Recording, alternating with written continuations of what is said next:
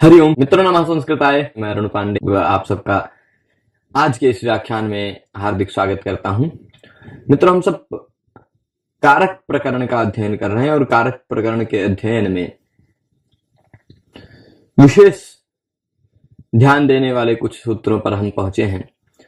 आप जानते हैं, प्रारंभ से लेकर पंचमी विभक्ति के कुछ सूत्रों तक हमारा अध्ययन हो चुका है। अपादान कारक के भी ध्रुवोपाय पादानम भीत्रार्थानाम भय हेतु, और ये दो सूत्रों को देखा है। अपादाने पंचमी हमने देखा है। अब आगे कुछ सूत्र हैं पराजय रसोढ़ा से आगे, जो अपादान संज्ञा करने वाले सूत्र हैं। उन सूत्रों को इस भाग में देखेंगे।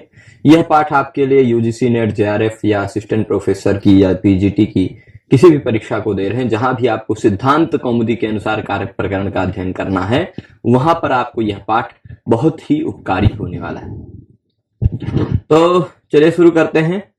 सूत्र आज का सबसे पहला सूत्र पराजय रसोढ़ा। पराजय रसोढ़ा यह क्या कहता है? पराजय यानी परा उपसर्ग से युक्त जी धातु का प्रयोग हो। परा उपसर्ग से युक्त जी धातु का प्रयोग हो, पराजय है। ठीक है। तो असोढ़ा, असोढ़ा का तात्पर्य होता है असह्य। असह्य देखिए, पराजय प्रयोगे, ये क्या कह रहे हैं यहां देखना है। पराजय प्रयोगे, परा से युक्त जी धातु का प्रयोग होने पर प्रयोगे असह्य अर्थ अपादानम स्यात्। असोढ़ा अपादानम। मैंने आपको कई बार बताया है कि ये ध्यान रखना है सूत्र के नंबर को। सूत्र का नंबर यदि 1-4 है, पहले अध्याय के चौथे पाद का सूत्र है, तो वह निस्संदेह वह सूत्र कारक सूत्र है।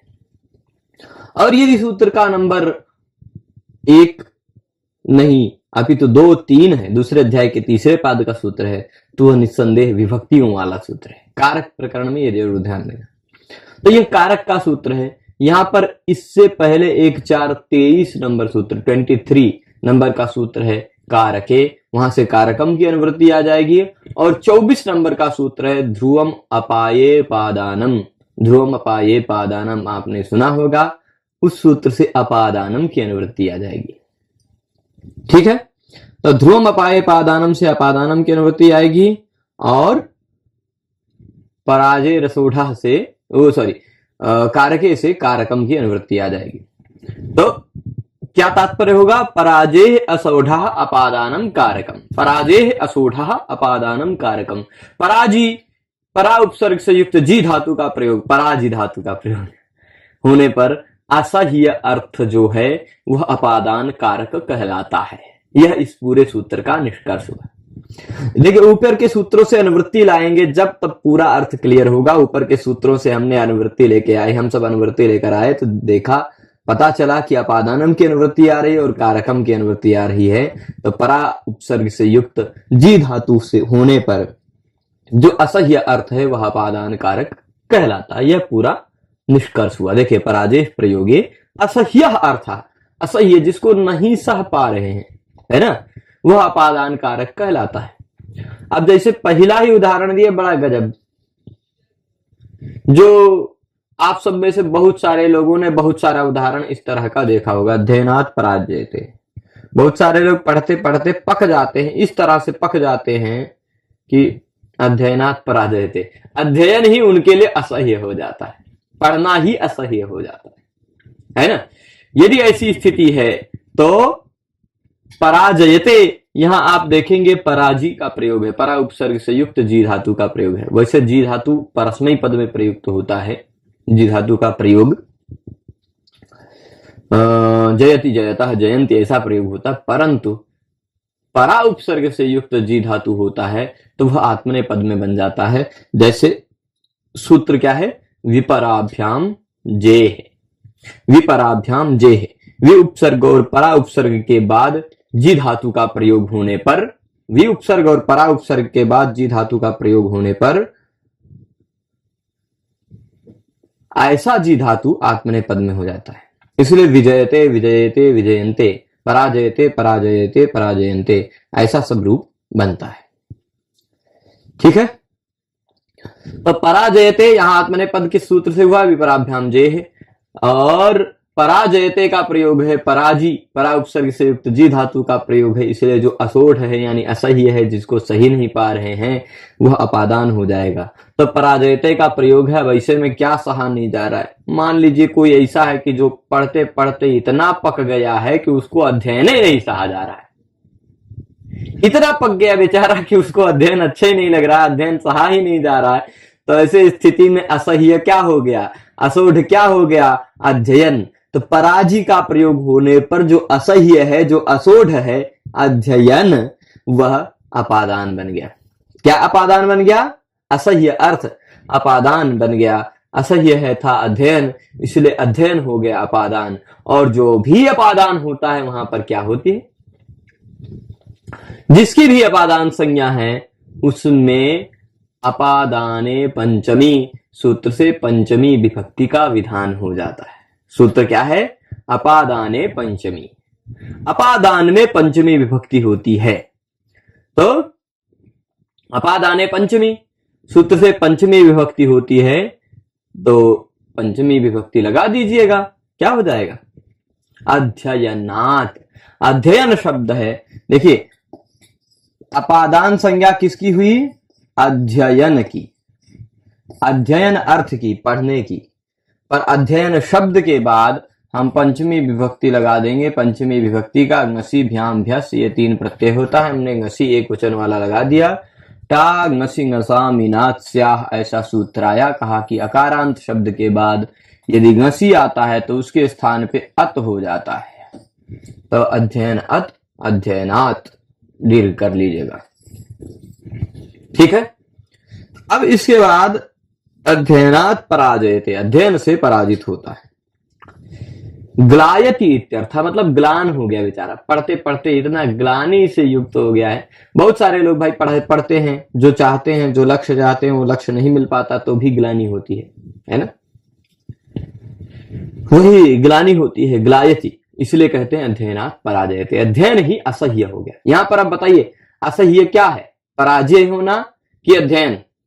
तो आप कहेंगे अध्ययन असह्य है, और परा उपसर्ग से युक्त जी धातु का प्रयोग भी है। असह्य अर्थ अध्ययन का भी प्रयोग है, इसलिए जो असह्य अर्थ अध्ययन है वह अपादान बन जाएगा, ठीक है।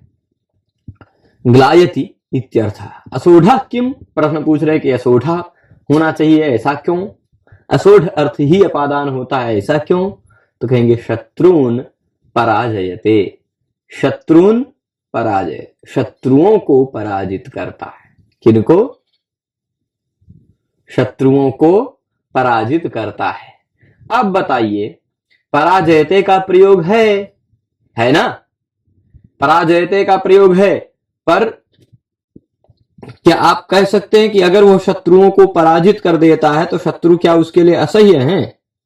नहीं, असह्य होता है वो जो खूब परेशान करता हो। यहां शत्रु असह्य नहीं है, शत्रुओं को आसानी से निपटा दे रहा है, यानी असह्य नहीं है, असोढ़ नहीं है। शत्रु में तो सारे सोढ़ हैं, सहने लायक हैं, उनको सहा जा सकता है ना? उनको कभी भी जब चाहे तब निपटाया जा सकता है। तो सारे शत्रु कैसे हैं? सोढ़ हैं, और असोढ़ नहीं है। इसलिए असोढ़ जो होता है, जिसको नहीं सहा जा रहा है, वही अपादान कहलाता है। अध्ययन नहीं सहा जा रहा है, इसलिए अध्ययन से पराजित होता है। मान लीजिए मेघदूत में प्रयोग तो नहीं किया कालिदास जी ने, पर प्रयोग ऐसा कर सकते थे मेघदूत में। कैसा प्रयोग कि यक्ष जो है वो विरहात पराजय थे, उसके लिए विरह ही असह्य हो गया था, है ना? विरह पराजयते प्रयोग है, परा उपसर्ग से युक्त जी धातु का प्रयोग है। परा उपसर्ग से युक्त जी धातु का प्रयोग है ना? और परा उपसर्ग से युक्त जी धातु के प्रयोग होने पर जो असोढ़ है यानी असह्य है। असह्य क्या है? विरह। यक्ष परम असह्यस्तु विरह। विरह असह्य है तो वह विरह की हो जाएगी अपादान संज्ञा, है ना? विरह की हुई अपादान संज्ञा और विरहात पराजयते, यहां विरह में अपादाने पंचमी सूत्र से पंचमी विभक्ति लग गई। तो इतना भी क्लियर रहेगा। परा उपसर्ग से युक्त जी धातु के प्रयोग होने पर जो भी असह्य अर्थ है वह असह्य अर्थ अपादान कहलाता है। ठीक है, जो भी असह्य अर्थ है वह अर्थ अपादान कहलाता है। ठीक है, अब यहां शत्रुन पराजयते में शत्रु असह्य नहीं है। शत्रु कैसे हैं? सह्य है, सहा जा सकता है, उनको निपटाया जा सकता है कभी भी जब चाहे तब। इसलिए अभिभवति इस अर्थ में है, असह्य अर्थ में नहीं है, इसलिए शत्रु अपादान नहीं हुई। ठीक है, चलेगा।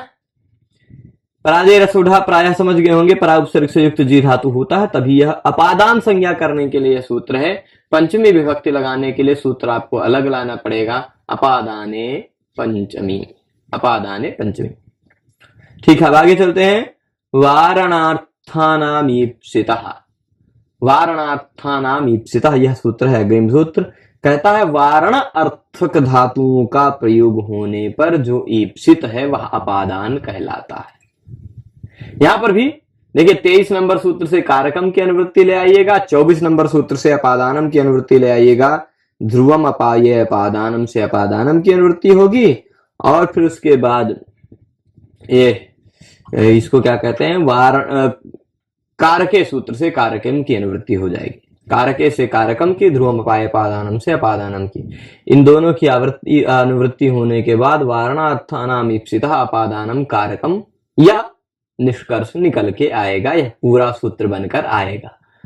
तो वारणार्थक धातुओं का प्रयोग होने पर ईप्सित जो अर्थ है वह अपादान कहलाता है, यह इसका निष्कर्ष हुआ। अब देखिए भाई क्या है वारण, कैसे होते हैं वारणार्थक धातु, कब उनका प्रयोग होता है, किस लिए उनका प्रयोग होता है, तो क्यों अपादान होता है, ये सारी बातें उदाहरण से स्पष्ट समझते हैं। पहले वृत्ति में क्या लिखा है, प्रवृत्ति विघातो वारणम। क्या लिखा है इन्होंने, प्रवृत्ति विघातो वारणम। प्रवृत्ति का विघात हो जाना वारण कहलाता है। वारण क्या है, वारण है प्रवृत्ति का विघात। ठीक है, तो ऐसे वारणार्थक धातुओं का प्रयोग होने पर, प्रवृत्ति विघातार्थक धातुओं का प्रयोग होने पर ईप्सितोपादान संज्ञस्यात्, ईप्सित जो है वह अपादान कहलाता है। ईप्सित जो है वह अपादान कहलाता है। जैसे उदाहरण आप देखेंगे, यवेभ्यो गाम वारयते, यवों से गाय को निवारित करता है।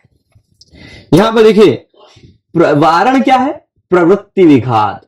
कोई व्यक्ति, कोई प्राणी किसी भी चीज में प्रवृत्त है, लगा हुआ है, उस लगे हुए का विघात करना, रोकना वारण कहलाता है। लगे हुए से वारण क्या कहलाएगा, निवारण, एक प्रकार से हटाना, वो निवारित करना, प्रवृत्ति का, उसकी प्रवृत्ति को का विनाश करना, उसकी प्रवृत्ति का विघात करना, यह होता है वारण। और ऐसे प्रवृत्ति विघातार्थक प्रश्न पूछा जा सकता है। वारणार्थानाम ईप्सिता इति सूत्रे वारणार्थ, वारण इति पदस्य का अर्थ, वारण शब्द का क्या अर्थ है, ऐसा प्रश्न बन सकता है आपसे परीक्षा। क्या प्रश्न बन सकता है कि वारणार्थानाम ईप्सिता मतलब वारण में, इस सूत्र में वारण मतलब क्या है, तो आपको ध्यान रखना है प्रवृत्ति विघातः वारण। यह हो सकता है प्रश्नों में घुमा करके पूछ ले, प्रवृत्ति विघातार्थक धातु नाम प्रयोगे ईप्सितः किम संज्ञा स्यात्, है ना। प्रवृत्ति विघात अर्थ वाली धातुओं के प्रयोग होने पर ईप्सित जो है उसकी कौन सी संज्ञा होती है। इससे पहले आपने ईप्सित की स्पृहेर ईप्सिता से ईप्सित की संप्रदान संज्ञा भी देखी है। कर्तुर ईप्सित तमम सूत्र से ईप्सित तम की कर्म संज्ञा भी देखी है, पर यहां हम कर्म संज्ञा नहीं देख रहे हैं, यहां हम संप्रदान संज्ञा भी नहीं देख रहे हैं, यहां हम अपादान संज्ञा कर रहे हैं ईप्सित की ही। पर वारणार्थक धातुओं के प्रयोग होने पर जो ईप्सित है वह अपादान कहलाता है। जैसे अब देखिए यहां पर पहले ध्यान देना है वारणार्थक धातु का प्रयोग कैसे। आप जानते हैं कि आजकल के खेती में जो विशेष करके उत्तर प्रदेश में रह रहे हैं वो तो जानते ही हैं, बढ़िया से जानते हैं, खेतों में बहुत ज्यादा प्रकोप है अगर किसी का, तो इसका यहाँ जो इन्होंने लिखा है गाम, गाय का मतलब गौ, गौ शब्द से साण भी अभिप्रेत है। संस्कृत में गौ मतलब साण भी, गौ मतलब गाय भी, है ना। तो गौ शब्द दोनों अर्थों में है। जैसे कहते हैं गौ सुखम स्वपिति गौरगली, गौरगली मतलब पतनशील बैल सुखपूर्वक सोता है। तो गौ का अर्थ होता है बैल भी, साण भी। अब भाई गाय से सबसे ज्यादा प्रकोप है, यानी साण से सबसे ज्यादा प्रकोप है, फसलों को नुकसान है। और भी बहुत सारे हैं सस्य के घातक, फसल के घातक और भी बहुत सारे हैं। सुअर की भी एक प्रजाति होती है, जंगली सुअर की, जो आलू इत्यादि, प्याज इत्यादि उखाड़ के फेंक देते हैं, खत्म कर देते हैं। नील गाय इत्यादि भी हैं, और बहुत सारी चीजें हैं, बहुत सारे पशु हैं। परंतु मान लीजिए यव का खेत है। कौन से, किस चीज का खेत है? यव का। यव मतलब आप जानते हैं जौ, जिसको कहते हैं जौ। जौ गेहूं का छोटा भाई है ना, जो छिलके वाला गेहूं होता है। तो वह यव है, यव की फसल है। यव की फसल में गाय आके चर रही है या सांड आके चर रहा है। तो किसान क्या करेगा? सांड की चरने की प्रवृत्ति का विघात करेगा ना। चरने की जो उसकी प्रवृत्ति है, जो खाने की प्रवृत्ति है, उसका भक्षण की प्रवृत्ति है, उसका विघात करेगा। कौन करेगा? किसान करेगा। तो वह कृषकः गाम वारयति, कहां से वारित कर रहा है? कृषक गाय को निवारित कर रहा है। वारयति मतलब यहां वारण करना, यह प्रयोग है, निवारण करना यह प्रयोग है। अब इस किसान का निवारण क्रिया के द्वारा सबसे ज्यादा अभिप्रेत क्या है? तो निवारण करने की क्रिया के द्वारा सबसे ज्यादा अभिप्रेत है गाय, क्रिया के द्वारा, है ना। तो अब ये हो जाएगा गाय, अब कर्म संज्ञा हो जाएगी, और कर्मणि द्वितीया से द्वितीया हो जाएगी। कृषकः गाम वारयति। पर इस वारणार्थक धातु के प्रयोग होने पर देखना है ईप्सित क्या है। मतलब किसान को क्या चाहिए, गाय कि यव? बताइएगा, किसान को गाय चाहिए कि यव चाहिए? ज्यादा ईप्सित क्या है यहां पर? यव चाहिए, है ना। तो अधिक ईप्सित यव होने के कारण यव की होगी अपादान संज्ञा। किसकी अपादान संज्ञा होगी? वारणार्थक धातुओं के प्रयोग में ईप्सित की अपादान संज्ञा होती है। ईप्सित की अपादान संज्ञा होती है। यहां ईप्सित क्या है? यहां ईप्सित यव है। यव ईप्सित है, इसलिए यव की हो गया, यव की हो गई अपादान संज्ञा। अपादान संज्ञा हुई, यव है अपादान। क्यों? क्योंकि निवारणार्थक धातुओं का प्रयोग है और किसान गाय का निवारण कर रहा है, वहां पर ईप्सित है क्या? गाय। ठीक है, तो वारणार्था नाम ईप्सितः नियम लग जाएगा। इसके बाद आगे देखते हैं, ईप्सिता इति किम, प्रश्न पूछ रहे यवेभ्यः गाम वारयति। अब भाई यवेभ्यः, यव की अपादान संज्ञा होगी, अपादान पंचमी से पंचमी विभक्ति लगा के यवेभ्यः बना लीजिएगा। ठीक है, पंचमी विभक्ति का भ्यस प्रत्यय लगाइएगा, यव भ्यस। बहुवचने झल्लेत नियम लगा के यव भ्यस में, यव में जो अंतिम वर्ण अ है उसको ए कर देना है, यवेभ्यस, यवेभ्यः। ठीक है, तो यवेभ्यः गाम वारयति, यवेभ्यः गाम वारयति, ये हो जाएगा। अब इसके बाद ईप्सितः किम, ईप्सित होना चाहिए ऐसा क्यों कह रहे हो आप पाणिनि जी? आप केवल कह देते वारणार्थानाम अपादानम। वारणार्थक धातुओं के प्रयोग होने पर अपादान होता है, वारणार्थानाम अपादानम। ईप्सितः न कहते तो क्या कमी हो जाती, क्या दिक्कत आ जाती, उसको बता रहे हैं। यदि ईप्सित का प्रयोग नहीं होता तो वारणार्थानाम अपादानम हो जाता। वारणार्थक धातुओं का कोई भी कारक अपादान कारक कहलाता।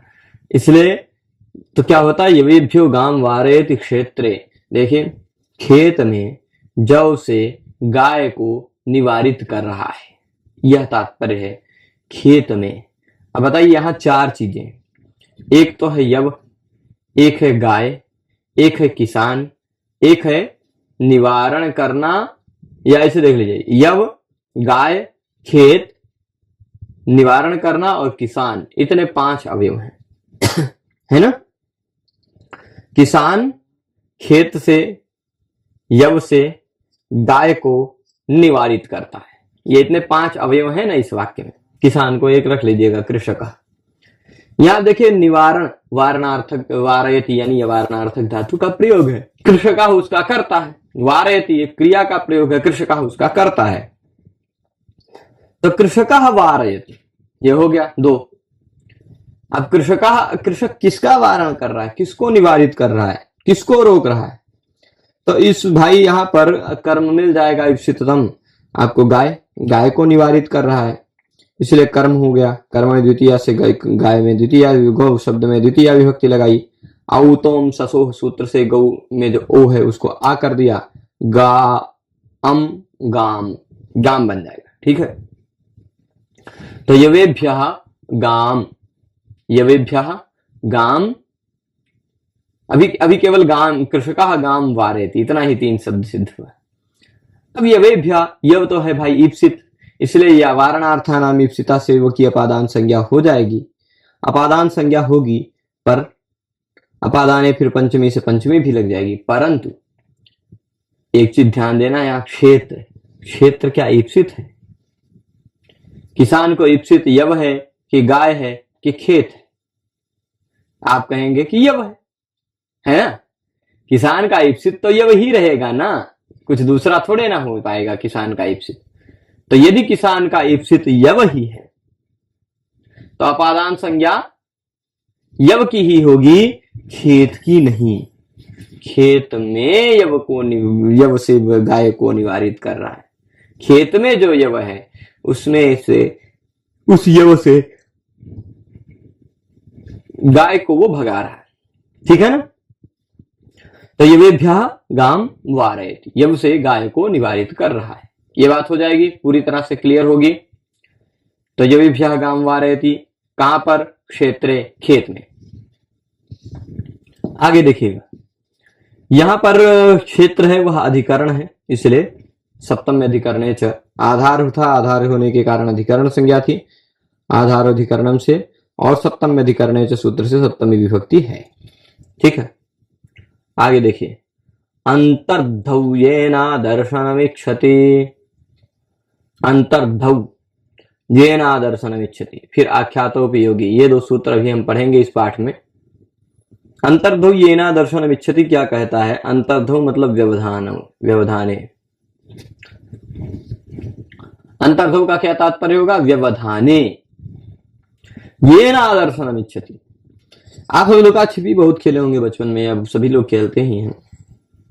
तो उस खेल में एक प्रकार का होता है आदर्शन, छिपना, है ना? एक कोई बालक चोर बन जाता है, मतलब, और वो सबको खोजता है, आंख बंद करके रखता है थोड़ी देर, फिर तब तक सब छिप जाते हैं, फिर सबको खोजता है, सब छिपे रहते हैं, एक एक मिलते जाते हैं, जो सबसे पहले मिल जाता है वो फिर अगली बार चोर बन जाता है। ऐसा सब खेला होगा आप सबने। इस खेल में आप देखते होंगे, इस खेल में कोई छिप रहा है, पर्दे के पीछे, दीवार के पीछे, पेड़ के पीछे, पेड़ के ऊपर, या और कहीं किसी व्यवधान करके किसी वस्तु का। इसी को कहते अंतर्धौ। व्यवधान करना मतलब अंतर्धीर, अंतर्हित होना। तो अंतर्धी होने पर येन अदर्शनम इच्छति तत् अपादानम, जिससे अपने आप का आदर्शन चाहता है कि ये व्यक्ति मुझे न देख पाए, वो अपादान है। कौन अपादान है? जिससे अदर्शनम इच्छति, येन अदर्शनम इच्छति, जिससे अपने आप का आदर्शन इष्ट है, जिससे अपने आप का आदर्शन अभीष्ट है, तद अपादानम, वह अपादान है। ठीक है, अंतर्धौ येन दर्शनम इच्छति हो जाएगा। अब आगे देखिए, अंतर्धौ किम, तो उदाहरण देंगे, चौरान्न दिदृक्षते, चोरों को नहीं देखना चाहता। यहां उदाहरण अभी आगे देंगे, पहले मातुर्निलीयते कृष्ण, अंतर्धान अर्थ होने वाला कोई धातु हो, व्यवधान अर्थ वाला कोई धातु हो, छिपने अर्थ वाला कोई धातु हो, ऐसी धातुओं में के प्रयोग में येन आदर्शनम इच्छति, जिससे अपने आप का आदर्शन चाहते हैं, कि जो मुझे न देख पाए। यत् कर्तृकस्य आत्मनो दर्शनम, क्या कह रहे हैं? यत् कर्तृकस्य आत्मनो दर्शनस्य अभावम। यत् कर्तृक मतलब जो कर्ता बनकर मेरा दर्शन न कर पाए, यानी जो कोई मेरा दर्शन न कर पाए वह अपादान है, जिससे आप छिप रहे हैं, ऐसा कह दीजिए। येन अदर्शनम इच्छति का दूसरा तरह से अर्थ कहा जाए कि यदि छिपने अर्थ वाली धातु का प्रयोग हो तो ऐसे में जिससे आप अपने आप का अदर्शन चाहते हैं वह अपादान कहलाता है। जिससे आप छिपते हैं वह अपादान कहलाता है। तो जैसे व्यवधाने सति यत् कर्तृकस्य आत्मनो दर्शनस्य अभावम् इच्छति तदपादानम स्यात्। व्यवधान होने पर जिसके द्वारा, जिस व्यक्ति के द्वारा, जिस कर्ता के द्वारा अपने आप के दर्शन का अभाव चाहते हैं वह व्यक्ति अपादान कहलाता है, तत् अपादानम कहलाता है। अब जैसे देखिए यहां पर कृष्ण भगवान छिप रहे हैं, कृष्ण निलीयते, आप जानते हैं बहुत उन्होंने किया है ये सारा काम, कभी कुछ इधर उधर करके, खटपट करके, चौपट करके छिप जाना उनकी बहुत अच्छा स्वभाव रहा है। आप जानते ही हैं उनके स्वभाव के बारे में। तो कृष्ण छिपेंगे किससे? कौन पकड़ पाएगा तो मार पड़ेगी, माता। तो कृष्ण निलीयते, कृष्ण लीन हो जा रहे हैं, छिप जा रहे हैं, मतलब व्यवधान में चले जा रहे हैं। तो अब कृष्ण क्या चाहते हैं? किससे अपने आप का आदर्शन चाहते हैं? माता से, कि माता मुझे देख ना पाए, है ना, माता मुझे देख ना पाए, इसलिए माता से छिप रहे हैं कृष्ण।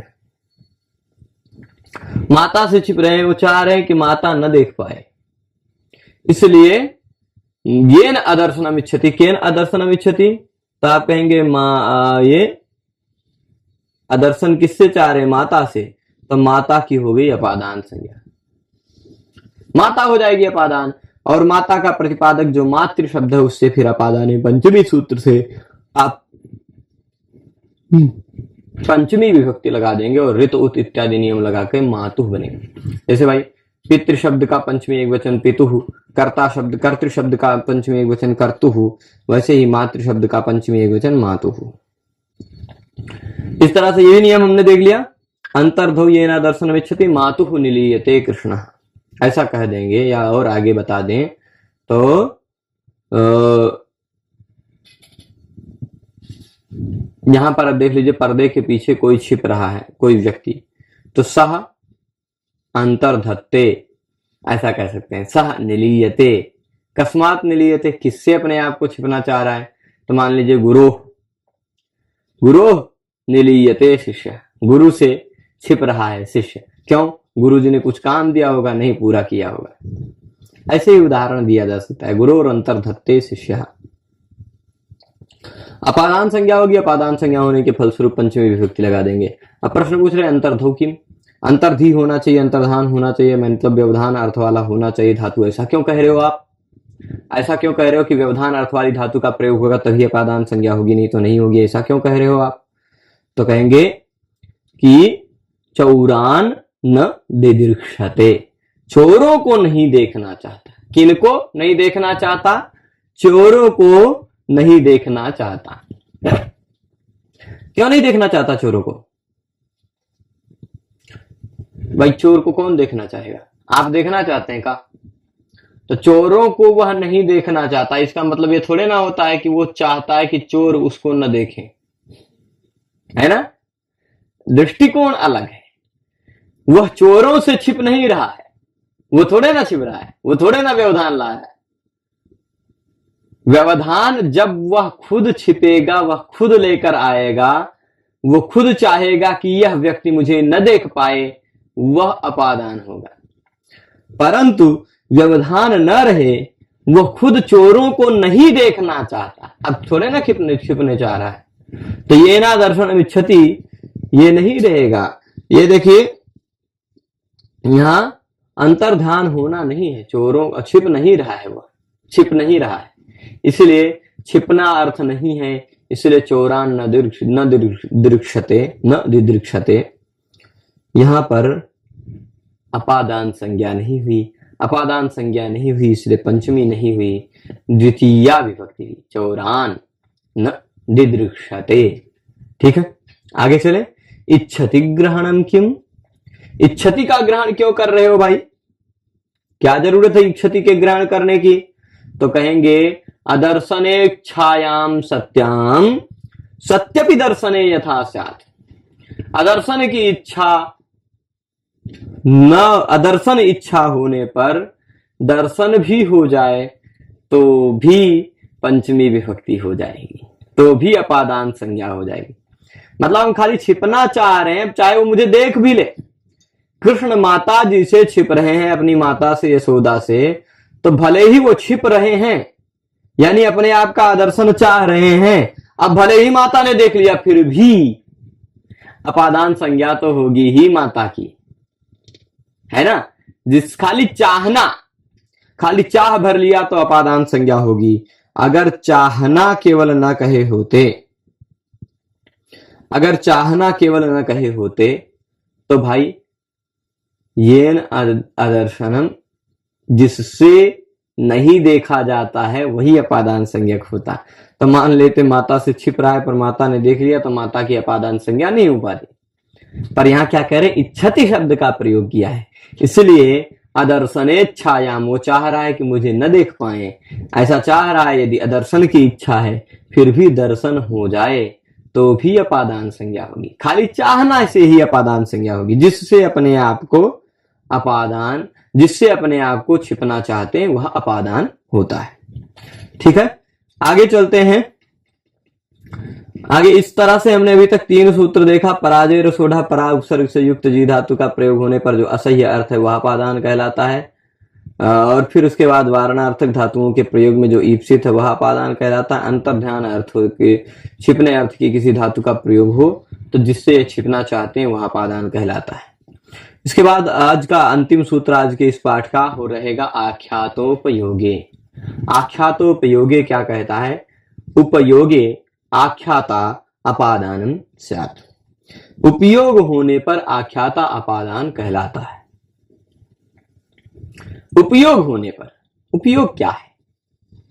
उपयोग का आजकल आप सब कोई अलग अलग अर्थ लेते होंगे, बहुत सारा विशिष्ट अर्थ पहचानते होंगे उपयोग का, पर यहां उपयोग का अर्थ है नियम पूर्वक विद्या स्वीकार।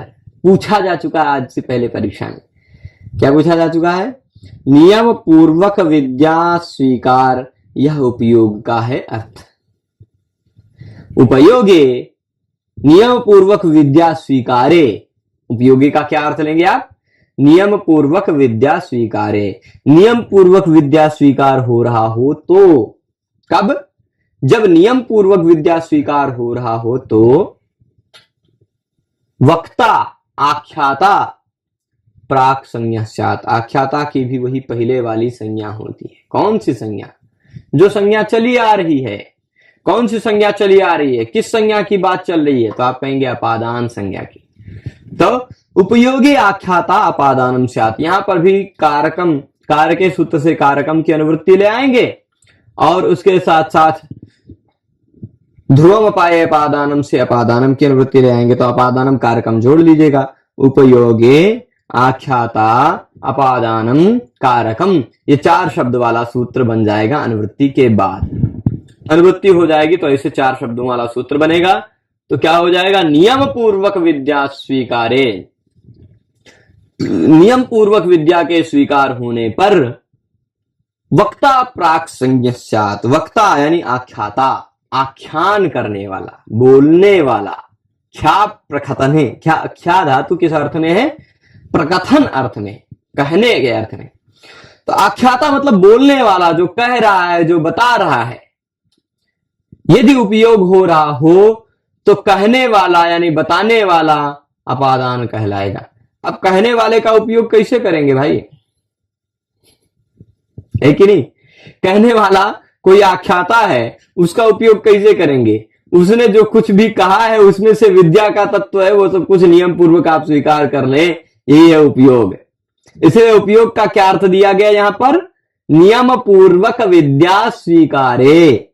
देख लीजिए, नियम पूर्वक विद्या स्वीकारे, नियम से युक्त, संयम होकर, नियत होकर विद्या स्वीकार करने पर आख्याता यानी वक्ता, प्राक संज्ञा है यानी अपादान संज्ञा से अर्थ। प्राक संज्ञा मतलब प्राक संज्ञा, प्राक कोई संज्ञा नहीं है, जो भी पहले से चली आ रही वही संज्ञा हो जाती है। किसकी? वक्ता की, आख्याता की। कब? जब नियम पूर्वक विद्या स्वीकार होता है तब। ठीक है, तो निष्कर्ष क्या हुआ इस सूत्र का? आख्याता यानी वक्ता अपादान होता है। कब होता है? जब नियम पूर्वक विद्या स्वीकार यानी उपयोग हो तब है। ठीक है, तो अब देखिए उदाहरण दे रहे हैं। उपाध्यायात अधीते, अधीते मतलब अध्ययन करता है, अध्ययन करता है यानी नियम पूर्वक विद्या स्वीकार करता है। अब नियम पूर्वक विद्या स्वीकार कर रहा है तो आख्याता कौन है? वक्ता कौन है? उपाध्याय जी, आचार्य जी। आचार्य को उपाध्याय, आचार्य, शिक्षक ये सब कई नामों से जाना जाता है, यद्यपि कुछ कुछ तत्वतः थोड़ा सा भेद है। उपाध्यायान दशाचार्य ऐसा करके कहा गया है। तो उपाध्याय मतलब शिक्षक ले लीजिए, उपाध्याय से पढ़ता है, शिक्षक से पढ़ता है। यहाँ इस परिस्थिति में आख्याता कौन है? बोलने वाले कौन है? बालक की शिक्षक, तो आप कहेंगे आख्याता है शिक्षक, है ना? तो आख्याता है, उपयोग हो रहा है यानी नियम पूर्वक विद्या स्वीकार हो रहा है। उपयोग हो रहा है का क्या तात्पर्य आपने लिया? उपयोग हो रहा है यानी अध्ययन हो रहा है। अधीते नियम पूर्वक विद्या स्वीकार हो रहा है। और ऐसी परिस्थिति में आख्याता कौन थे? उपाध्याय, उपाध्याय जी थे आख्याता, वक्ता। तो जो भी आख्याता है, जो भी वक्ता है, उनकी हो जाती है अपादान संज्ञा। आख्यातोपयोगे, नियम के आधार पर उनकी हो जाती है अपादान संज्ञा। और जब अपादान संज्ञा हो जाती है तो अपादाने पंचमी से, उपाध्याय शब्द से पंचमी विभक्ति लगकर उपाध्यायात बन जाती। आचार्यात अधीते, आचार्यात अधीते, शिक्षकात अधीते, गुरोह अधीते, है? या फिर ऐसे मान लीजिए विष्णोः अधीते, विष्णु भगवान से पढ़ते हैं। या ब्रह्मणः अधीते, ब्रह्मा जी से पढ़ा। नारदात अधीते, नारद जी से पढ़ा। अब कोई भी अगर वक्ता है, कोई व्यक्ति पढ़ रहा है, या मान लीजिए मुझसे, मेरे पास आकर कोई व्यक्ति नियम पूर्वक विद्या स्वीकार कर रहा है, अध्ययन कर रहा है, अधीते या अध्ययनम करोति, कोई भी प्रयोग कीजिए चल जाएगा। नियम पूर्वक विद्या स्वीकार कर रहा है, नियत होकर रोज सुबह शाम पढ़ता है या रोज समयानुसार अध्ययन करता है, तो वह हो जाएगा उपयोग करना। उपयोग करने की परिस्थिति में आख्याता कौन हो जाएगा? मैं, क्योंकि मैं पढ़ा रहा हूं, मैं बोल रहा हूं, तो मैं हो गया आख्याता। उपयोग होने पर आख्याता की अपादान संज्ञा होती है, यानी मेरी अपादान संज्ञा होगी। मेरा प्रतिपादक शब्द है अरुण, अरुण शब्द नहीं, अरुण शब्द का अर्थ ये है, ये अपादान हो जाता है ये व्यक्ति। और फिर अपादाने पंचमी सूत्र से इस व्यक्ति का प्रतिपादन करने वाला जो अरुण शब्द है, उससे पंचमी विभक्ति लग जाती है। पंचमी विभक्ति रखती तो अरुणात अध्ययनम करोति अथवा अरुणात अधीते। अब प्रश्न पूछ रहे हैं उपयोगी किम? उपयोगी अगर सूत्र में ना कहा जाता, उपयोगी सूत्र में उपयोगी ना कहा जाता तो सूत्र क्या रहता? आख्याता केवल रहता। आख्याता अपादानम स्यात्, आख्याता भी अपादान कहलाता है। क्यों अपादान संज्ञा होती है आख्याता की? क्यों अपादान संज्ञा होती है आख्याता की? केवल आख्याता की ही होती है। उपयोग हो चाहे उपयोग ना हो, विद्या नियम पूर्वक स्वीकार हो चाहे ना हो, अपादान संज्ञा हो जाती। तो दिक्कत क्या आती? नटस्य गाथाम शृणोति, नट है, नट भाई जानते हैं जो अभिनय इत्यादि करता है, मंच पर आता है, नट, नटी, ये सब सुना ही होगा आपने। तो नट वह है जो अभिनय करता है मंच पर आकर, वह नट है। वह नट गाथा सुना रहा है, वह नट कुछ गाथा, कुछ कहानी, किसी की प्रशंसा परक बातें सुना रहा है। तो वह बातें, वह गाथा हम सुन रहे हैं, ठीक है? वह गाथा, वह बात हम सुन रहे हैं। इसका मतलब ये थोड़े ना हुआ कि नट स्टेज पर चढ़कर अभिनय कर रहा है तो हम उससे पढ़ रहे हैं, उससे नियम पूर्वक विद्या स्वीकार कर रहे हैं, ऐसा नहीं है ना। यानी नियम पूर्वक विद्या स्वीकार से थोड़ा सा अलग है, इसलिए उपयोग नहीं हो रहा है। उपयोग होता तो नटात हो जाता, ठीक है ना। उपयोग होता तो नटस से ना होकर नटात होता, नट की अपादान संज्ञा हो जाती, यानी नियम पूर्वक विद्या स्वीकार होता।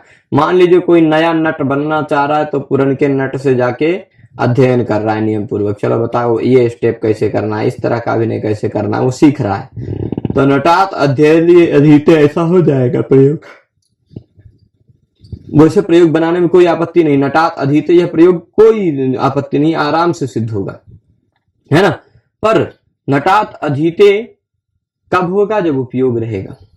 जब उपयोग नहीं रहेगा, नियम पूर्वक विद्या स्वीकार नहीं रहेगा, तो नटस्य गाथाम सुनोति, नट बेचारा गाथा सुना रहा है, वो सुन रहे, उपयोग नहीं हो रहा, नियम पूर्वक विद्या स्वीकार नहीं हो रहा है, इसलिए अपादान संज्ञा नहीं हुई। प्रश्न पूछा जा सकता है नटस्य गाथाम सुनोति, यहाँ पर नट की अपादान संज्ञा क्यों नहीं हुई, क्योंकि उपयोग नहीं है, नियम पूर्वक विद्या स्वीकार नहीं है। उपाध्याय अधीते, अरुणात अधीते इत्यादि उदाहरण जो हमने दिए वहां सारे जगह अपादान संज्ञा क्यों हो गई, क्योंकि अपादान संज्ञा का निमित्त है उपयोग होना, यहाँ उपयोग हो रहा है, ठीक है। तो आज के इस पाठ में हम इतना रखते हैं। आज के इस पाठ में हमने 4 सूत्रों का अध्ययन किया। पराजय रसोढ़ा, परा उपसर्ग से युक्त जी धातु के प्रयोग होने पर जो असह्य होता है वह अर्थापादान कहलाता है। अध्ययनात् पराजयते इत्यादि उदाहरण हमने देखा। फिर आतपात पराजयते, धूप खूब है, खूब धूप है, असह्य क्या है, धूप, अब तो उससे पराजित हो रहा है, आतपात पराजयते। ऐसे बहुत सारे उदाहरण कल्पित किए जा सकते हैं। अंतर्धोयेन दर्शन विच्छति सूत्र फिर हमने देखा, अंतर्धान होने वाला अर्थ हो तो जिससे अपने आप का आदर्शन चाहते हैं वह भी अपादान कहता है। जिसे मातुर निलीयते वह भी अपादान कहलाता है। जैसे मातुर निलीयते कृष्ण, ठीक है, माता से छिपता है कृष्ण।